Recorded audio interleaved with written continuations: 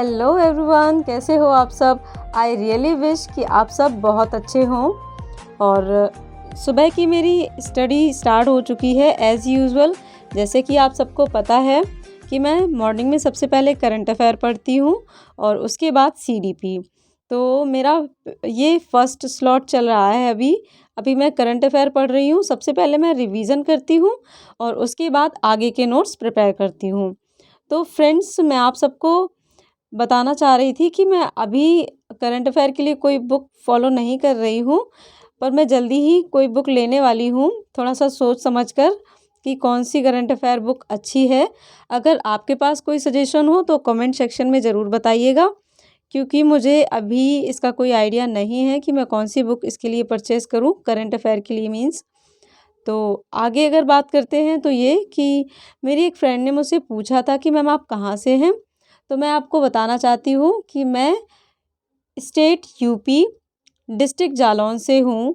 अभी के लिए फ़िलहाल आप इतना ही समझिए। अगर आप भी यहीं कहीं आसपास से हैं और आप इससे भी ज़्यादा डीप जानना चाहते हैं तो फिर कमेंट सेक्शन में बताइएगा, फिर मैं आपको इससे भी आगे बता सकती हूँ।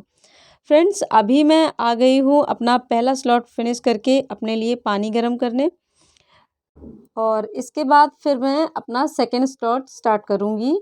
यानी कि सेकंड स्लॉट में मैं सीडीपी कवर करूँगी। सीडीपी में आज मैं चैप्टर पढ़ने वाली हूँ इंस्टिंक्ट एंड रिफ्लेक्स एक्शन, यानी कि मूल प्रवृत्ति व सहज क्रिया।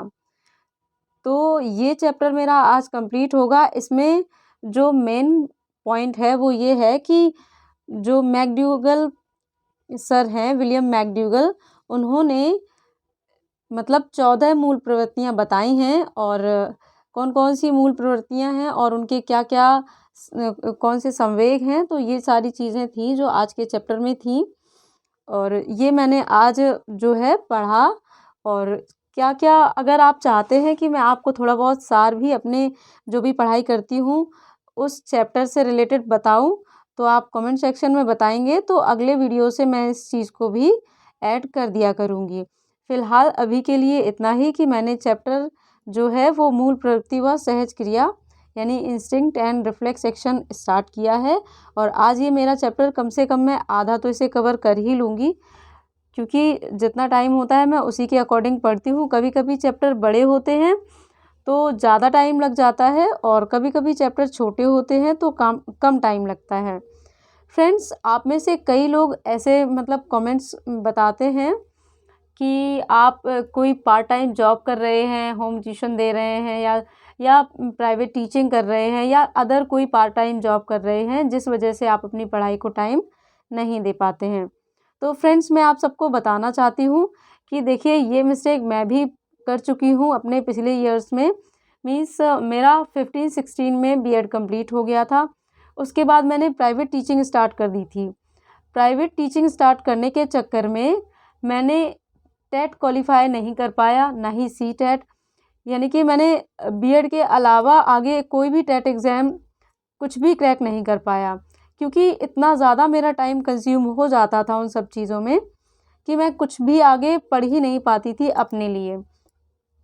जब कोरोना टाइम आया, स्कूल वगैरह सब कुछ बंद हो गया, ट्यूशन वगैरह सब, तब मेरे पास कोई ऑप्शन नहीं था अपनी पढ़ाई करने के अलावा। और उस टाइम में मुझे लगा था पहले कि बहुत ज़्यादा लॉस हो रहा है, पर आप सच मानिए वो टाइम मेरे लिए एक बून साबित हुआ, वरदान साबित हुआ, क्योंकि मैंने उस टाइम में सिर्फ़ अपने लिए पढ़ा, क्योंकि मेरे पास और कोई ऑप्शन नहीं था, और उस वजह से मैं टेट और सीटेट दोनों ही क्वालिफ़ाई कर पाई। तो फ्रेंड्स, मैं आप सबको यही सजेस्ट करूँगी कि अगर आपके पास टाइम है, अगर आप 18 टू 25 ईयर के बीच में हैं, तो आप कोई भी पार्ट टाइम जॉब मत कीजिए। किसी भी तरह के पैसे के उस लालच में मत रहिए कि हाँ, कुछ पैसा आ जाएगा, इस वजह से कुछ काम बन जाएगा। पर थोड़ी-सी परेशानियाँ आएँगी अगर आप पार्ट टाइम जॉब नहीं करेंगे। उसको आप सह लीजिए, आगे की तैयारी करिए, क्योंकि कुछ टाइम बाद जब आप अपना गोल अचीव कर जाएँगे, तब आपको एहसास होगा कि जो आपने पिछले टाइम में सहा, वो आपके लिए कितना बेनिफिशियल रहा। तो फ्रेंड्स, मैं आपको बस इतना ही सजेस्ट करूँगी। आई होप आपको मेरी बातें समझ में आई होंगी, पर फिर भी अगर आपकी कोई परेशानी है तो मैं आपको फ़ोर्स नहीं कर रही हूँ, क्योंकि हर किसी की सिचुएशंस अलग होती हैं। अगर कोशिश करिए, अगर पॉसिबल है तो फर्स्ट प्रायोरिटी आप अपने आप को, अपने लक्ष्य को दीजिए। बाकी सब तो अपने आप सेट हो ही जाता है जब आपका लक्ष्य हिट हो जाता है तो।